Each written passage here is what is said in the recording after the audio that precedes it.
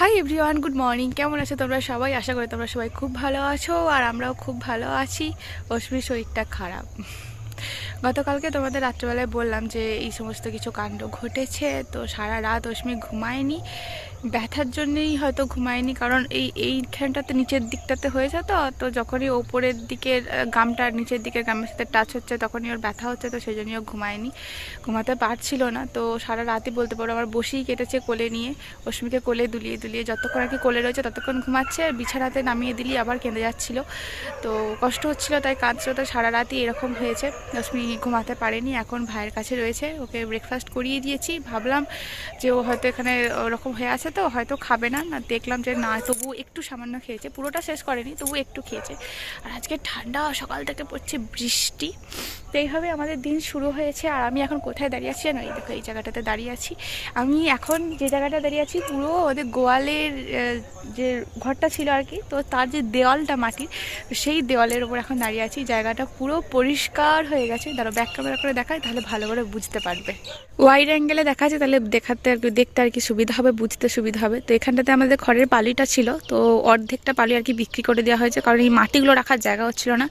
তো এখানেতে এটা রয়েছে। আর আমি এখন যেটা দাঁড়িয়ে আছি, বললাম যে দেওয়ালের উপর দাঁড়িয়ে আছি। দেওয়ালটা কতটা চওড়া ছিল জানো? ঠিক এই জায়গা থেকে এই জায়গা পর্যন্ত, মানে এতটা পর্যন্ত চওড়া ছিল, প্রায় 2 হাত, মানে আমার 2 হাত বলতে পারো। এত বড় দেওয়ালটা, মানে এতটা চওড়া ছিল। তো ভাঙার পর বুঝতে পারছি। আর এই জায়গাটা কত বড় জায়গা বেরিয়েছে। যখন গোয়ালটা ছিল, সব বাগান বাড়ি ছিল, ওখানে কী বলো, খড় রাখার জায়গা ছিল, এখানে পালুই ছিল। তো তখন না এত বড় জায়গাটা লাগতো না, তখন মতো ছোট একটা কনজেস্টেড এরকম কিছু একটা লাগতো। ওখানে আম গাছটা ছিল, ওখানে শিমুল তুলে গাছ ছিল, প্রচুর গাছপালা ছিল, তোমরা জানো। এখন তো এই জায়গাটা পুরো ফাঁকা হয়ে গেছে। তো সব কিছু ফাঁকা হয়ে যাওয়ার পর মনে হচ্ছে না এরিয়াটা কত বড় হয়েছে। আর একদমই এখানে রাস্তা, এখানে দাঁড়িয়ে মানে আমি প্রথমবার এখানে রাস্তাটা দেখতে পাচ্ছি, কারণ এখানেতে গোয়াল বাড়িটা আর কি দাঁড় করানো ছিল। তোমরা দেখো কত বড় এরিয়া এখানে বেরিয়েছে। এখনও বাড়ির কাজ সেরকম স্টার্ট হয়নি, শুধু পরিষ্কারগুলোই হয়েছে, পরিষ্কার করেছে চারিদিকটা। তো এরপর বাড়ির কাজ খুব তাড়াতাড়ি শুরু হবে, খুব তাড়াতাড়ি ভিত পুজোও হবে। তো তোমাদের সাথে সব কিছু শেয়ারও করব। আর ভিত পুজোর ডেট ফিক্সড হয়ে গেছে, যেটা এখন আমি অতটা জানি না, কিন্তু ফিক্সড হয়ে গেছে এটুকু শুনলাম। তো কবে সেটা হচ্ছে, রিসেন্টলি হবে, কবে সেটা হচ্ছে সেটা তোমাদেরকে আমি জিজ্ঞাসা করে বলবো, কিন্তু ফিক্সড হয়ে গেছে। আর এখানটাতে না মায়ের বাগান বাড়িটা ছিল, মায়ের বাগান বাড়ি তোমাদের অবস্থা দেখাবো, দেখো তাহলে। এখন যে জায়গাটার উপর দাঁড়িয়ে আছি, এখানে মেনলি আমাদের খড় থাকতো, গরুর খাবার। আর এই দেখো মায়ের বাগান বাড়ির অবস্থা, কিচ্ছু নেই, কিচ্ছু নেই, শুধু ওই একটা গাঁদা গাছ, সেই মানে না মরে বেঁচে আছে এরকম মতো অবস্থা। আর এই মায়ের বাগান বাড়ির অবস্থা, শুধু ওখানেতে 2টো বেগুন গাছ আছে, 2টো নয় 3টে, 1 2 3টে, ওই 3টে বেগুন গাছ শুধু বেঁচে আছে, বাকি সব নষ্ট হয়ে গেছে। আর মায়ের এই, তোমাদেরকে বলেছিলাম যে মায়ের খুব প্রিয় ওই ডাব গাছটা আর পেয়ারা গাছটা রাখা হয়েছে। তো এই গাছগুলোকে বলেছে যদি বাড়িটা অত দূর না যায় তাহলে ওই গাছগুলো যেমন আছে তেমন থাকবে, আর যদি ওই জায়গাটাও লাগে, কারণ অলরেডি এতটা জায়গা আছে, যদি ওটাও লাগে তাহলে ডাব গাছটাকে তুলে অন্য কোথাও বসাবে, না হলে কাটা যাবে। কিন্তু এখন আপাতত রাখা হয়েছে। প্রচুর ঠান্ডা, সকাল থেকে আবার বৃষ্টি পড়ছে গুড়ি গুড়ি। চলো এখন বাড়ির ভেতরেতে যাই, গিয়ে দেখি আমার মহারানী কি করছে। ভাইয়ের সাথে খেলছে, ও নিজে এটা খোলার চেষ্টা করছে। যখনই এটা খুলতে পারছে না তখনই আমাকে খুলে দিতে হবে। নাও চলো, আমি খুলে দিচ্ছি, চলো নাও। আবার দেখো, হ্যাঁ ও নিজে আবার কিন্তু ঠিক করে, হ্যাঁ আবার খোলার চেষ্টা করবে, পারবে না। জানি তো, নাও আবার। হ্যাঁ নতুন কোনো একটা জিনিস পেলে এবার সেটাকে নিয়েই থাকবে। এত যে রাজ্যের খেলনা ছড়িয়ে ছিটিয়ে আছে সেগুলো নিয়ে হবে না, এবার চার্জার নিয়ে কি খেলতে হবে। মা কি করতে হবে? খুলে দিতে হবে, দাও দাও দাও দেখি। এই এখন চলতে রইবে 5 মিনিট। অস্মি, ওটাকে ফেললো, ওইটাকে ফেললো কেন? ফেললা কেন তুমি? হ্যাঁ, এত খেলনা থাকতে তেলের কৌটো রেখে দাও, ওটা ওটা তোলো, ওইটা তোলো, ওইটা তোলো, ওটা নাও, নাও, হ্যাঁ নাও, আমাকে দাও, হ্যাঁ আমাকে দাও, দাও আমাকে দাও, ওইটা দাও, ওইটা দাও, ওইটা নিজের ওজনের থেকে ওটা বেশি ভারী, দাও আমাকে দাও, নিয়ে এসো দাও। ফেলেছো কেন? এটা এত ভারী জিনিসটা, এটা তুমি ফেললে কেন? কোথায় ছিল ওটা? হ্যাঁ কোথায় ছিল ওটা? ওই ওখানে রেখে দাও, দাও আমাকে দাও। এ নে রে বাবরে, ক্ষীর ক্ষীর ডিডিং ডিডিং ডিডিং ডিডিং ডিডিং ডিডিং ডিডিং ডিডিং ডিডিং ডিডিং ডিডিং ডিডিং ডিডিং ডিডিং ডিডিং ডিডিং ডিডিং ডিডিং। দেখি মুখটা ফিনিশ করো, মুখটা ফিনিশ করো। বাহ বাহ বাহ বাহ বাহ বাহ, দেখ দেখ কি দিয়েছি, দেখ কি নিয়েছি, দেখ।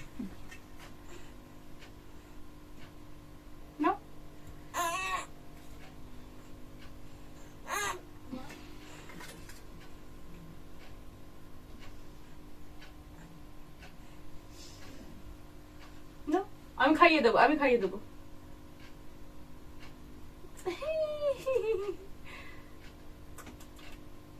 দুধের সাথে যে আমার মেয়ের একদমই সখ্যতা নেই, এতদিনে আশা করি তোমরা সকলেই সেটা জেনে গেছো।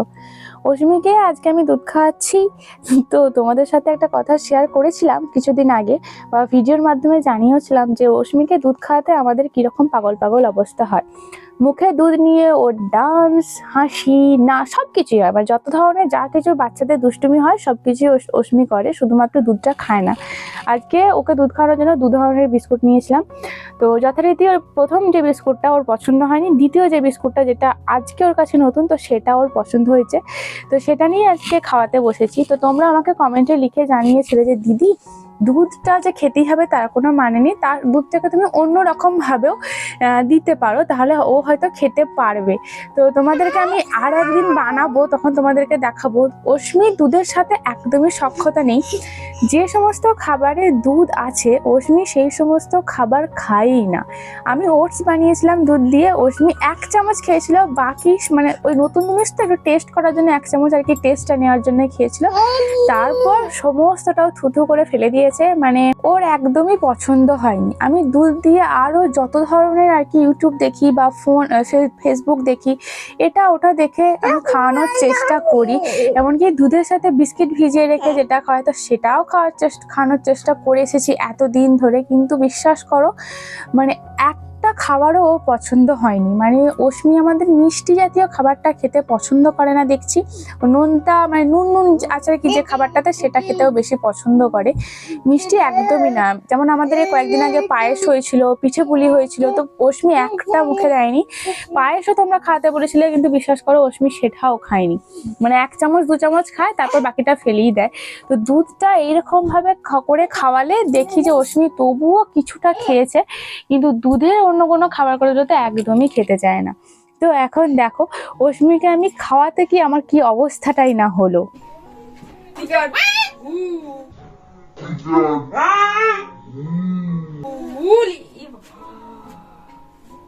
কি করলি?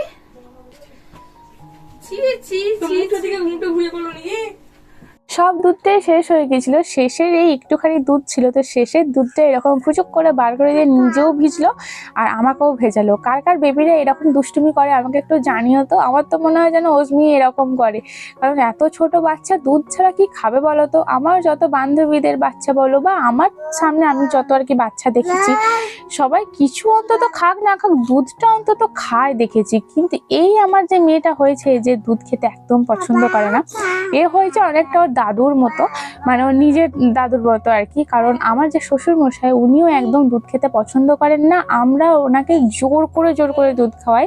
আমার শাশুড়ি মা তো একদমই খাওয়াতে পারেন না, আমি যতটুকু আর কি জোর করি। তো আমার শাশুড়ি মা বলে যে সুমনা তুমি জোর করে খাওয়ালে বলে খেলো, না হলে তো খাই না।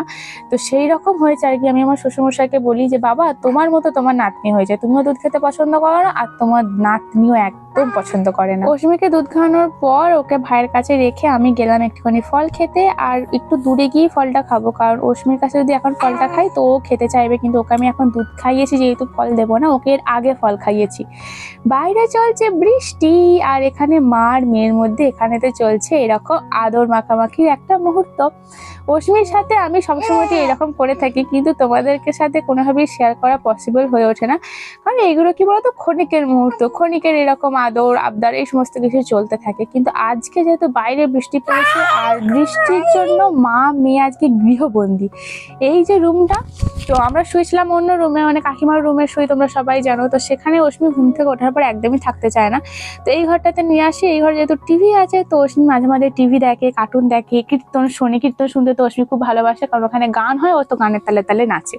তো এই সমস্ত কিছু চলতে থাকে, কিন্তু অন্যদিন দেখাতে পারি না, কারণ বাইরে বাড়িতেও থাকি, অত তো গৃহবন্দী হই না। কিন্তু আজকে প্রচন্ড বাইরে মুষলধারে বৃষ্টি হচ্ছে, তো মা মেয়ে কোথায় আর যাই, মেয়েকে তো বাইরে বার করাই যাবে না। তা সত্ত্বেও অস্মি ঠান্ডা লেগে গেছে, কারণ এত ঠান্ডা যে আমাদের বড়দেরই শরীর খারাপ হয়ে গেছে, তো অতটুকু ছোট বাচ্চার ঠান্ডা তো লাগবেই। এখানে সেই জন্য ভাবলাম যে এই মুহূর্তটা একটুখানি ক্যাপচার করে রাখি। অনেকের কাছে এই মুহূর্তটা অনেকটা ন্যাকামি মনে হতে পারে বা অন্য কিছু হতে পারে, তো তোমরা যাদের কাছে এই ধরনের কিছু মনে হচ্ছে তোমরা প্লিজ বিষয়টাকে স্কিপ করে যেও, কারণ যার কাছে ছোট বাচ্চা আছে বা যারা আর কি বাচ্চার মা বা যাদের বাড়িতে ছোট বাচ্চা আছে তাদের কাছে এটা ন্যাকামি অবশ্যই মনে হবে না, কারণ এই মুহূর্তগুলি আর কি সারা জীবন থেকে যাবে। কারণ এই যে সময় চলে যায় না, সময় তো কারোর জন্য থেমে থাকে না। আমি এই এজে হয়তো আর থাকবো না, বা আমার মেয়েও ধীরে ধীরে আর কি বড় হয়ে যাচ্ছে, তো সেও এই ছোটবেলাটাকে আর কি ও যখন আর কি পরে দেখবে, তখন হয়তো তার মা, আমি যখন হয়তো থাকবো না ওর কাছে, তখন এই জিনিসগুলোকে দেখে ততদিন যদি ইউটিউব থাকে তাহলে সেও এই জিনিসগুলোকে দেখতে পাবে। কারণ আমাদের ছোটবেলা তো আমরা দেখতেই পাইনি, তো দেখতে পাইনি মানে আমরা দেখবো কি করে, আমাদের তো মনে থাকার কথা নয়। আর তখন তো এসব ইউটিউব থাকেনি। আর এখনকার দিনের মায়েদের মতো আমার মায়েরা বা আমাদের যে সমস্ত মায়েরা এতটা স্মার্টও ছিল না, বা স্মার্ট কেন বলছো, স্মার্টফোনই ছিল না, তো স্মার্টফোনের দূরের কথা, এই সমস্ত কোনো কিছু ছিলই না। আমাদের মায়েরা অনেক অনেক স্মার্ট, আমাদের থেকে আরো অনেক স্মার্ট। আমরা তো এখনকার দিনে ফোন টোন নিয়ে এটা ওটা দেখে তারপরে সবকিছু শিখছি, কিন্তু তখন তো ওই সময় ফোন টোন থাকতো না, তবুও কত কিছুই না আমাদের মা কাকিমারা জানে, তাই না? তো সেটাই বলতে চাইছি আর কি। আমাদের ছোটবেলাগুলো আমরা মনে করতে পারবো না বা দেখতে পারবো না, কিন্তু আমাদের মেয়েরা, মানে আমার মেয়ে সেই জিনিসগুলোকে দেখতে পারবে ও যখন বড় হয়ে যাবে, যদি ইউটিউব থাকে। আর প্রথম থেকেই তোমরা জানো, যারা আমাকে অনেকদিন ধরে চেনো, যে প্রথম থেকেই চাইতাম যে আমার একটা ছোট্ট ফুটফুটে মেয়ে হোক। মেয়ের আমার প্রচন্ড শখ ছিল, আমি সবসময় বলতাম। এমনকি আমার পাড়া প্রতিবেশী, আমার মা, আমার হাজবেন্ড, আমার শাশুড়ি মা সবাই বলতো যে তোমার এত মেয়ের পছন্দ। আমি হ্যাঁ, সবসময় আমি চাইতাম যে আমার একটা মেয়ে হোক, মেয়ে হোক, মেয়ে হোক। তো আমি জানি না যে আমার প্রার্থনা, তখন জানতাম না যে আমার প্রার্থনা আমার ভগবান, আমার ঠাকুর কানে শুনবে। তোমরা অনেকেই জানো যে প্রেগনেন্সি টাইমেও আমি ঠাকুর পুজো করতাম, ঠাকুরকে পুজো করতাম, প্রসাদ দিতাম, সব কিছুই করতাম, যেটা সবাই আর কি অনেকে করতে মানা করে, যে প্রেগনেন্সি টাইমে নাকি ঠাকুর পুজো করতে নেই, কিন্তু আমি করতাম। আর তখন বলতাম যে ভগবান, প্রথমের দিকে এটা চাইতাম যে ভগবান আমার জন্য একটা মেয়ে হয়, এক মাসের কাছে একটা ছোট্ট ফুটে মেয়ে আসে বাস। আর শেষের দিকে চাইতাম, যখন আর কি টাইম এগিয়ে আসছে, তখন চাইতাম যে হ্যাঁ, আমার মেয়ে তো হয় ঠিক আছে, কিন্তু যাকেই তুমি দাও, ছেলে বা মেয়ে, সেজন্য সুস্থ সবল হয়, এটা শেষের দিকে চাইতাম। কিন্তু প্রথমের দিকে চাইতাম যে আমার মেয়ে হোক। ভগবান আমার ইচ্ছাটা কানে শুনে আমার মতো, আমার ইচ্ছা মতো একটা ফুটফুটে মেয়ে আমার কাছে পাঠিয়েছে, আমার অস্মিকে, তোমাদের অস্মিকাকে। তো চলো, এখন সন্ধ্যেবেলা, তো অস্মি আর তার বৌমার মধ্যে এখন চলছে খেলা। অস্মি এত মারতে পারে, এত মার শিখেছে, কি করে শিখলো কে জানে, এত সবাইকে ধরে ধরে মারবে। আমি এত মানা করি, আমি কেন, আমাদের বাড়ির সবাই মানা করে, কিন্তু কিছুতেই শোনে না। আর সব থেকে ভাব হচ্ছে ঠাকুমার সাথে, ঠাকুমাকে যেরকম ভাবে ও অত্যাচার করে, সেরকম অত্যাচার মানে ও কাউকে করে না। তো চলো, এখন আমার ঠাকুমার কোলে এখন বসে বসে অস্মিতা নিয়ে আদর খাবে, আর আমি যাবো এখন দুধ গরম করতে, কারণ বাইরে তো প্রচন্ড বৃষ্টি পড়ছে, এখনো ঝিরঝির করে বৃষ্টি পড়ছে, প্রচন্ড ঠান্ডা। আর ওই ঘর থেকে এই ঘরে সন্ধ্যেবেলায় নিয়ে চলে এসেছি। এই দেখো এত মারে আমার ঠাকুমাকে, আমি দেখো বারণ করছি তখন সরে যাচ্ছে, আর আমি বলছি একটু আদর করে দাও, মেরো না, একটু আদর করে দাও। আর দেখো আদর করতে যাচ্ছে আর এই টুপিটা আর কি ওর খুব পছন্দ। অস্মির এই ঠাকুমার টুপিটা বিশাল পছন্দ।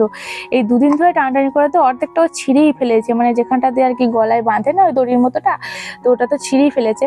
তাই মানা করলে কি হবে, মানা করছি ঘাটটা নাড়াচ্ছে, আবার গিয়ে ঠাকুমাকে মারতে যাচ্ছে, জানো এত দুষ্টু হয়েছে মেয়েটা। তো চলো, তোমরা ঠান্ডায় কে কেমন আছো আমাকে জানিও। আমার মেয়েটার তো একটু শরীর খারাপ, তো ঠিক আছে ওষুধ খাওয়াচ্ছি, ভালো হয়ে যাবে। আজকের ভিডিওটা এখানেতেই শেষ করলাম। তো তোমরা জানিও ভিডিওটা কেমন লাগলো, আমাদের মা মেয়ে গৃহবন্দির এই মুহূর্তটা, বাড়ির বাইরে তো যেতে পারছি না। তো তোমরা ভিডিও না দিলে বলো দিদি ভাই 2 মিনিটও তোমার সময় হয়নি, তো সেই জন্য ছোটো ছোটো মোমেন্টগুলো ক্যাপচার করেছিলাম তোমাদের জন্য, যাতে তোমাদের আর কি দেখতে ভালো লাগে আর আমারও তোমাদের সাথে শেয়ার করতে তো সব কিছু ভালোই লাগে। চলো আজকে ভিডিওটা এখানে শেষ করলাম, কেমন লাগলো অবশ্যই কমেন্টে লিখে জানিও। আর ছেড়ে যাবার আগে অবশ্যই, হ্যাঁ অস্মিতা আটা করছে দেখো, ছেড়ে যাবার আগে অবশ্যই do like comment share and subscribe my channel. Tata tata, good night, bye bye. হাতে লেগে গেছে বাবা। চুপ কর চুপ কর, ঘুমো।